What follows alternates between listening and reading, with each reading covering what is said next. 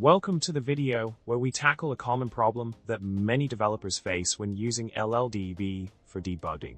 The problem arises when trying to print subcomponents of certain data structures, such as std containers. In this case, we encountered an issue where LLDB could not render a subcomponent of an unordered underscore map in a C++ program, even though it could display the entire map without any issues. Quite a perplexing problem, isn't it?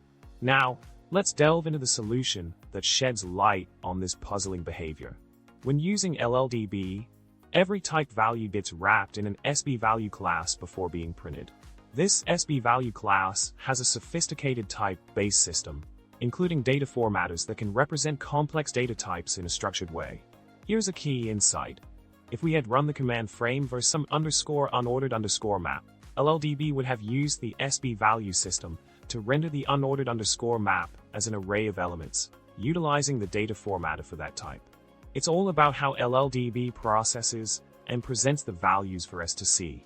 In summary, LLDB's behavior when printing values can sometimes be a bit tricky, especially with complex data structures like std containers. Understanding how LLDB wraps values in SBValues and uses data formatters can help us make sense of why certain subcomponents may not be displayed as expected. Remember, for better results, consider using frame-var to leverage LLDB's structure representation capabilities. Well, it's time to wrap up this video. Don't forget to subscribe, like the video, and leave a comment below. Thanks for watching.